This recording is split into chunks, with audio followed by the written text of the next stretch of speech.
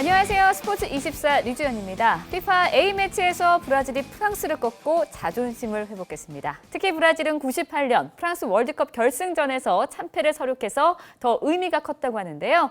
프랑스의 17년 만에 복수에 성공한 브라질, 이런 드라마틱한 이야기가 A매치 기간 동안 많이 나오길 바라면서요. 지난 빅매치 하이라이트로 스포츠24 시작합니다.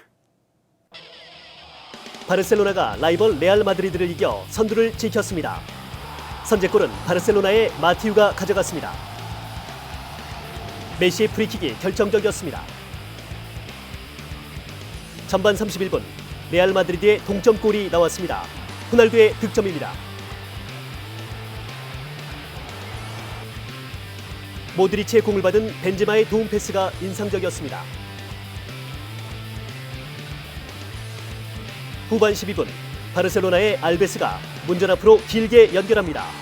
수아레스가 완벽하게 마무리하며 바르셀로나는 1점 차로 앞서 나갔습니다. 경기는 바르셀로나의 2대1 승리로 끝이 났습니다. 이로써 바르셀로나는 올 시즌 첫 맞대결에서 당한 패배를 갚았습니다. K리그 클래식 3라운드에서 포항이 서울을 잡았습니다. 포항 골키퍼 신화영의 선방이 나왔습니다. 서울의 이상엽이 아쉬워합니다. 전반 30분 서울의 골문이 들썩입니다. 포항의 김원일이 찬 프리킥이 그물에 걸린 것입니다. 1분 뒤 서울이 득점에 성공했습니다. 포항의 김승대가 수비진 사이를 뚫고 서울의 골망을 흔들었습니다. 하지만 황소롱 감독은 아직 마음을 놓지 않는 표정입니다. 수비 뒷공간을 파고든 김승대의 골은 후반전에도 이어집니다. 후반에도 똑같은 움직임으로 수비를 무너뜨리며 김승대가 추가골을 넣었습니다. 황치수의 도움까지 완벽한 골이었습니다.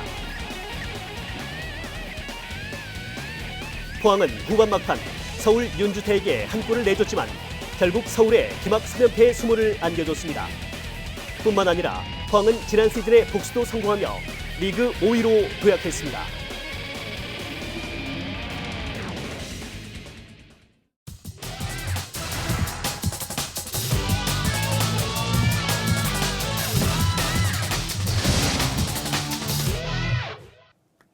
네, 스포츠24의 자랑 3인의 프리뷰 3세판 시간입니다. 오늘은 허재원 기자와 함께합니다. 안녕하세요. 네, 안녕하세요. 네, 무척 반갑습니다. 네, 오늘은 더 반갑네요. 네. 네. 네, 마침내 프로농구 최후의 승자를 가리는 챔피언 결정전 대진이 확정됐습니다. 역시 이변은 없었습니다. 정규리그 1위 모비스와 2위 동부가 맞붙어요. 네, 일단 1차전의 경우에는 모비스가 동부보다 훨씬 더 유리해 보입니다. 왜냐하면 하루를 더 쉰 게 굉장히 큰 영향을 끼칠 것 같은데요. 모비스는 목요일에 LG를 꺾고 챔프전 진출을 확정을 했고 더구나 울산 홈에서 연달아 경기를 치르기 때문에 일정과 이동 거리 면에서 절대적으로 유리합니다. 역시 가장 큰 변수가 체력인데 양동근, 함지훈, 문태영 이 국내 선수 3인방이 모두 30대 중후반의 노장입니다. 여기에 출전 시간이 조금 길었던 라틀리프도 4강 플레이오프 막판에 지친 모습이 역력했습니다. 이틀 동안 얼마나 컨디션을 회복했는지가 중요하겠는데요. 하지만 4강 5차전에서 노장 아이라 클라크 선수가 좋은 활약을 펼친 점은 챔프전에 나서는 모비스에게 굉장히 든든한 사실입니다. 반면에 동부는 전자랜드를 상대로 의외로 고전했습니다. 객관적인 전력이 절대 강세로 예상이 됐었는데 전자랜드의 악착 같은 체력전에 말려서 5차전까지 가는 혈전을 치렀습니다. 여기에 바로 어젯밤이었죠. 원주에서 혈전을 치르고 곧바로 울산으로 이동해서 내일 1차전에 나서야 하는 점이 아주 부담스럽습니다. 후반 들어 급격한 체력 저하가 올 수가 있겠는데요. 특히 김주성과 윤호영, 박지현 등 주축 선수들이 모두 30대 중반의 노장들이기 때문에 체력을 회복할 시간이 절대적으로 부족한 동부입니다. 뛰고 또 뛰는 전자랜드를 상대하느라고 이미 너무 지쳐버린 동부에게는 하루만 쉬고 나서는 장거리 원정이 부담스러울 수밖에 없습니다. 1차전은 그래서 모비스의 승리를 예상합니다. 네, 전자랜드를 상대하느라고 지친 동부에게 불리한 경기가 될 거라는 허재원 기자의 의견 잘 들어봤고요. 3세판 전체 의견은 어떨지 함께 하시죠. 네, 챔피언 결정전 1차전 승리는 모비스가 가져갈 거라는데 의견이 모두 일치했습니다. 허재원 기자, 하루 쉬고 울산 원정에 나선 동부의 지옥 스케줄을 걱정했고요. 최용석, 이현만 기자는 아픈 사이먼 때문에 동부는 영업 종료되었다고 표현해 주셨네요.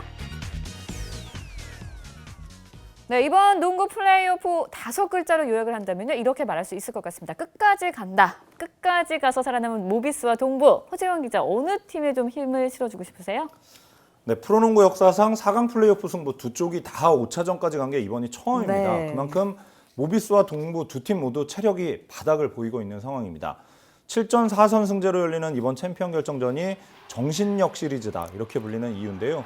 어느 팀이 빠르게 컨디션을 회복했는지 그리고 결정적인 승부처에서 어느 팀이 집중력이 더 좋을지가 승부를 가릴 전망입니다. 전자랜드를 상대로 만신창이가 된 동부에게 모비스는 너무 부담스러운 상대인 것 같습니다. 최종 우승팀으로는 모비스를 예상합니다. 네, 그야말로 영혼까지 끌어모아 싸운 전자랜드 때문에 지친 동부. 모비스와 우승 다툼에서는 어떤 결과를 보여줄까요? 3세판으로 감 잡아보시죠. 네, 이번 시즌 농구 챔피언은 모비스가 될 거라고 3명의 기자 모두 입을 맞춰줬습니다. 허재원 기자, 만신창이 동부를 걱정했고요. 최용석 기자, 가드 싸움에서 모비스가 유리하다고 각각 공 4개씩을 주셨습니다. 이원만 기자는 모비스에 공 5개를 주면서요. 동부의 전력 손실에 대해서 말해주셨네요.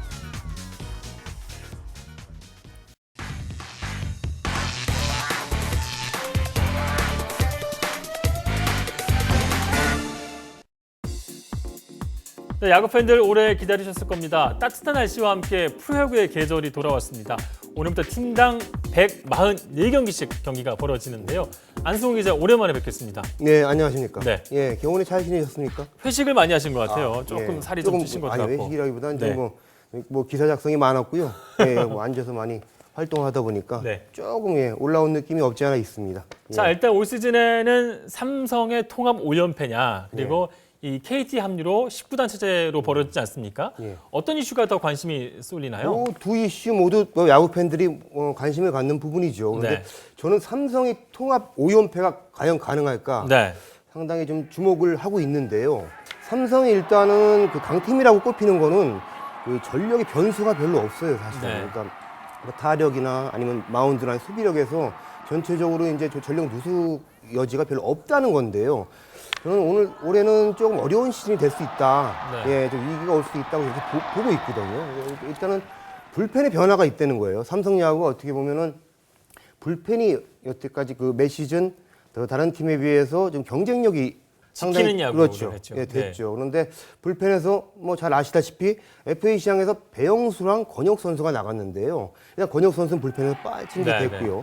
그 삼성이 5선발로 차우찬 선수가 그렇죠. 나가죠. 맞습니다. 네. 예, 그 자리를 사실은 정인욱 선수로 예. 채우려고 했는데 그 계산이 조금 잘 안 맞아 들어가면서 예, 예. 불펜에 있던 차우찬 선수를 당기면서 사실 불펜에 큰 자리가 두 구멍이 생겼습니다. 네. 또 하나는 이제 용병 2명이 다 바뀌었다는 거예요. 네. 예, 작년에 그 삼성 에이스였던 벤데널크 그리고 마틴 선수가 다 빠져나갔는데요. 벤데널크 선수가 삼성 에이스 역할을 했죠. 네. 확실히 나가면 그 뭐 한국 시리즈에서도 1선발이었고 그런데 피가로 선수가 그 역할을 해줘야 되는데요.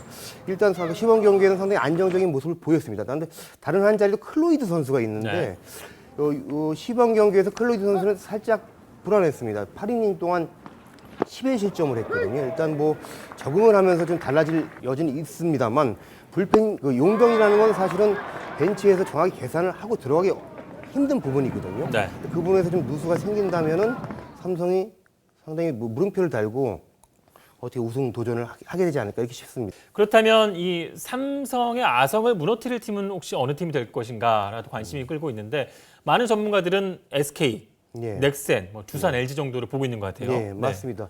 일단 뭐 그 넥센하고 SK를 많이 꼽더라고요. 그리고 네. 뭐 두산이 들어가 있는데 저는 두산이 좀 재미있을 것 같아요. 예, 두산 전력을 보고 사실은 우승권으로 꼽는 시각이 있는 반면에 네. 조금 그 중위권을 낮춰보는 경우도 많거든요. 그런데 두산이 그 야수진 네. 하고 좀 그 선발진 장원준 영입에서 좀 강화되지 않았습니까?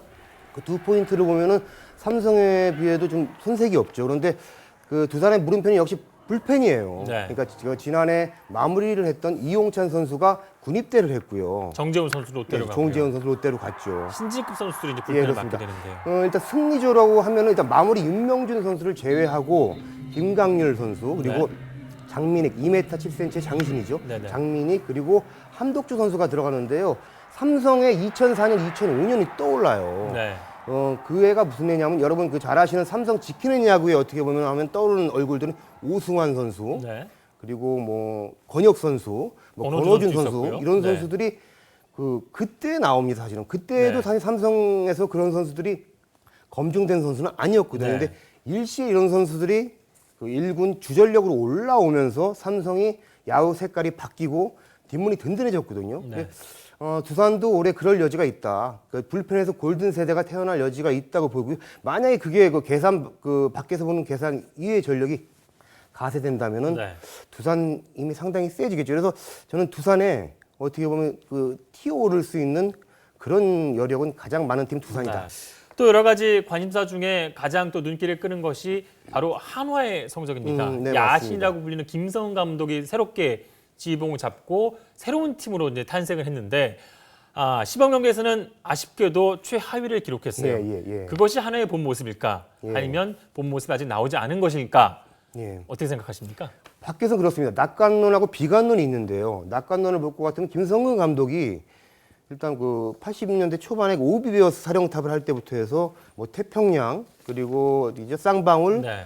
LG, SK 사령탑을 이렇게 거치면서 팀을 처음 맡았을 때 맞습니다. 모두 가을 야구에 나갔습니다. 첫 시즌에 가을력에 무조건 올려놨죠. 기록이 유지가 될 것인가? 그게 이제 관건인데 그런 걸 보면 김성근 감독이 어떻게든 만들 것이다 네. 이런 평가가 있는 반면에 김성근 감독 야구를 이렇게 저희가 지켜보면은 1군 전력도 1군 전력이지만 1.5군이나 2군 선수들을 상당히 키워가지고 적재적소에 써가지고 네. 어떻게 보면 활용폭을 넓히는 스타일이거든요. 그런데 하나가 1, 2군 전력 차가 상당히 큰 팀입니다. 어떻게 보면 1, 2군 전력 차가 이토록 큰 팀이 없지 않아서 태평양 예, 있었죠. 태평양 2군 전력을 기억을 하십니까? 네, 약했습니다. 기억력 좋으시고 그 흐름을 끊는 게 또 특히 계속하십시오. 네.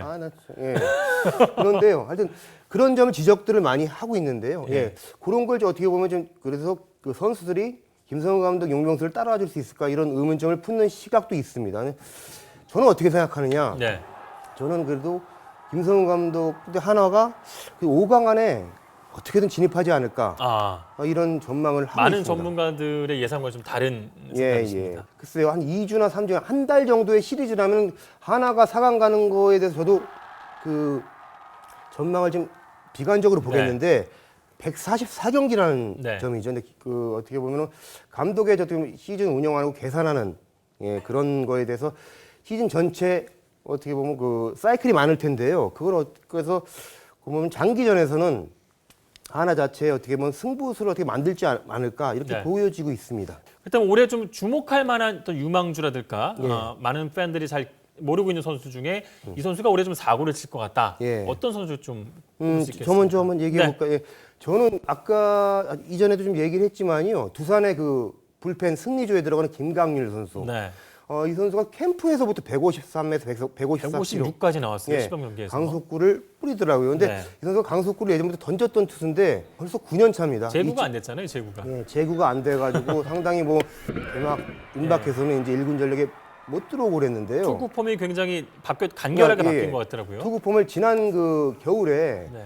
마무리 캠프하면서 이 백스윙 간결하게 바꾸는데 이게 순간적으로 이제 뭐 유레카를 외치듯이 네. 본인이 이제 이거 괜찮네 느꼈는데 이걸 하면서 제구가 전반적으로 안정이 된 거예요. 물론 면도날 제구력을 지금 보이고 있는 건 아니지만 네. 김태형 감독이 그 두산 포수들한테 지금 이렇게 지시를 한 게 있어요. 김강률 선수가 마운드에 오르면은 네.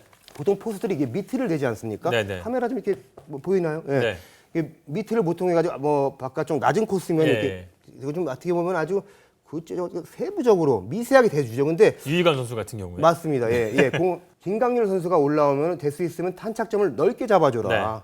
조금 몰리더라도 9위를 이겨낼 수 있다고 네. 하거든요. 이게 김강률 선수 얘기하면은 김태형 두산 김태형 감독 첫 마디 돌직구지 한 마디를 바로 합니다. 그러니까 네. 과연 김강률 선수가 저는 한번 올해는 터지지 않을까 싶고요. 잘할 때가 됐어요. 그리고. 예. 네. 저도 좀 기대하는 그렇습니다. 선수가 있는데요. 우리가 기대하는 선수가 꽤 있는 것 같은데 좀 소개해 주시죠.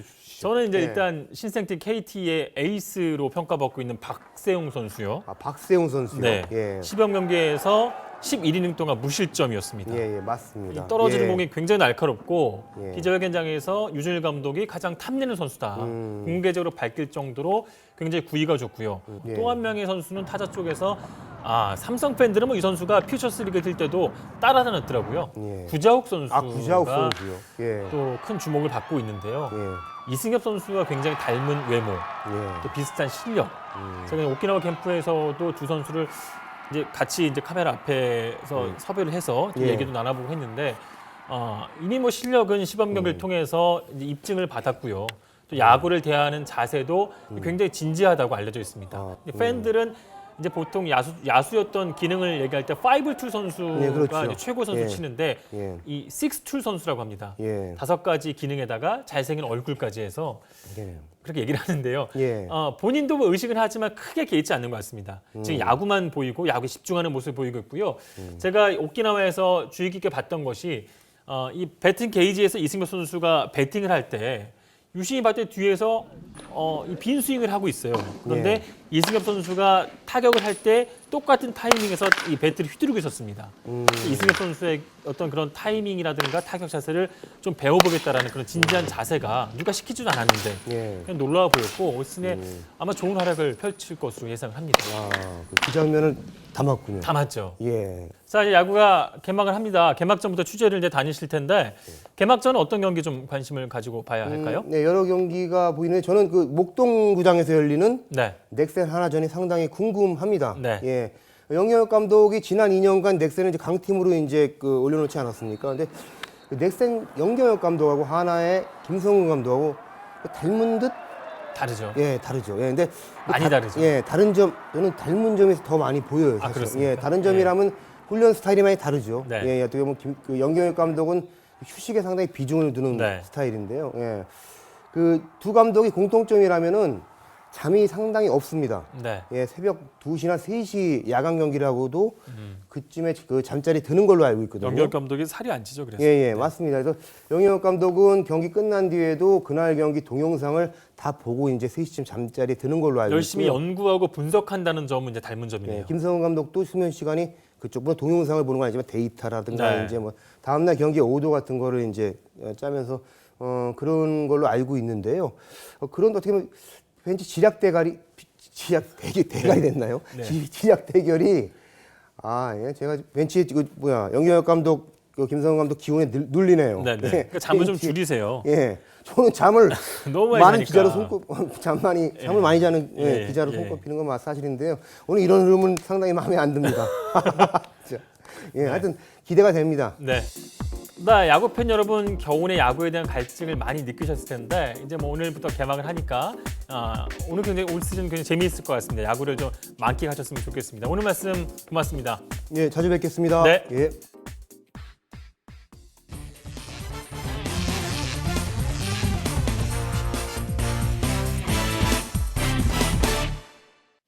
네, K리그 클래식이 2주간의 꿀맛 같은 휴식기에 돌입했습니다. 바로 FIFA가 주관하는 A매치 기간 때문인데요. 오는 화요일 대한민국과 뉴질랜드가 맞붙습니다. 김환 기자의 분석 화면으로 만나보시죠.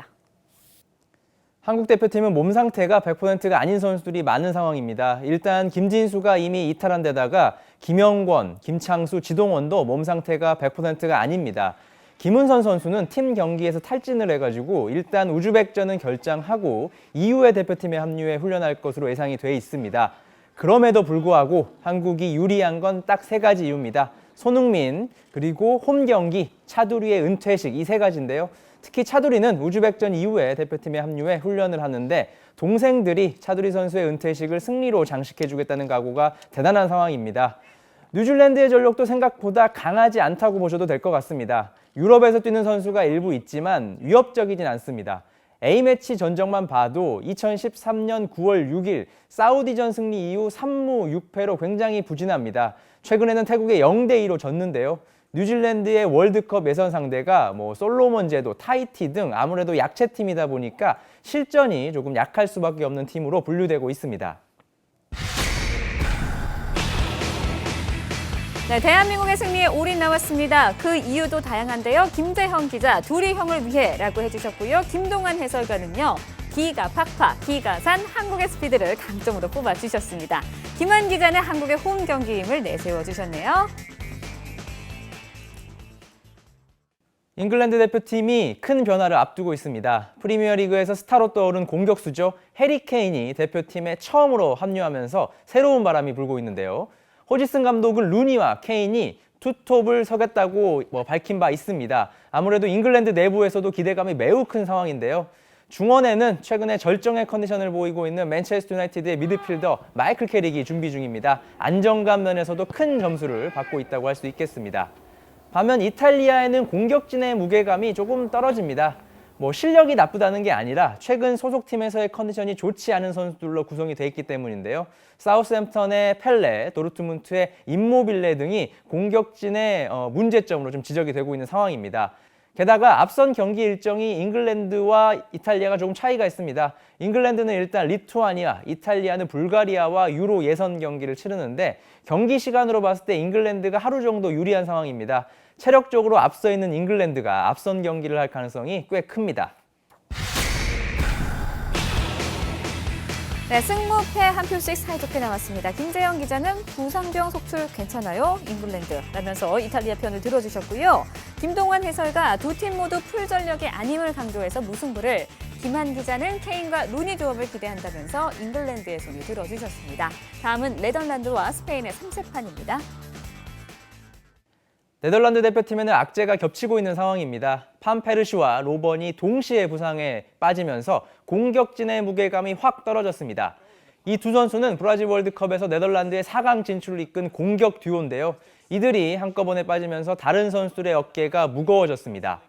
스페인도 물론 공백이 있긴 합니다. 디오 코스타가 부상으로 빠져있는 상황인데요. 하지만 나머지 선수들이 모두 건재합니다. 코스타의 공백은 유벤투스에서 맹활약 중인 모라타가 메울 예정입니다.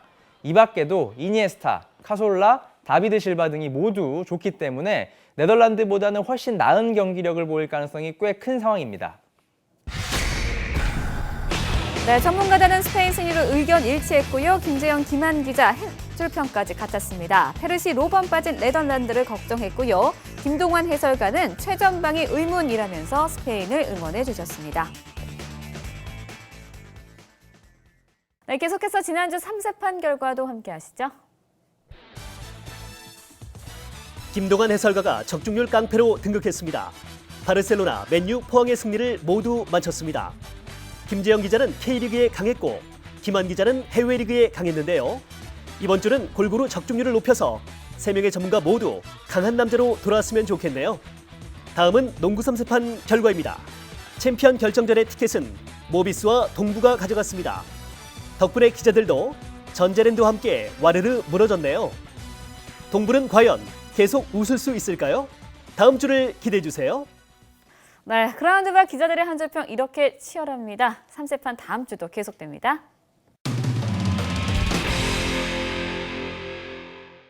네, 마린보의 박태환 선수 끝내 눈물을 보였습니다. 1년 6개월간의 선수 자격 정지를 당한 이후에 기자회견장에서 눈물을 흘렸는데요. 조금 안타까운 모습을 보인 것 같아요. 네, 바로 어제 오후였죠. 네. 기자회견을 했고 굉장히 슬픈 모습을 많이 보여줬는데, 글쎄 제가 박태환 선수를 굉장히 오랜 시간 동안 담당을 했는데 어제 기자회견 내용을 지켜보면서 그래도 아직까지 풀리지 않은 의혹들이 너무 많습니다. 왜 그 주사를 맞았는지, 정말 그 주사를 모르고 맞은 건지, 이런 풀리지 않은 의혹들이 많은데 글쎄 그런 점들을 좀 명확하게 해줬으면 좋겠다는 아쉬움이 아직도 좀 남아있긴 합니다. 네, 알겠습니다. 네, 봄의 상황을 알리는 벚꽃이 이번 주말 제주도부터 피기 시작한다고 합니다. 벚꽃과 함께 온 프로축구 프로야구 많이 사랑해 주시길 바라면서요. 스포츠24 여기까지입니다. 시청해 주신 여러분 고맙습니다. 즐거운 주말 보내세요.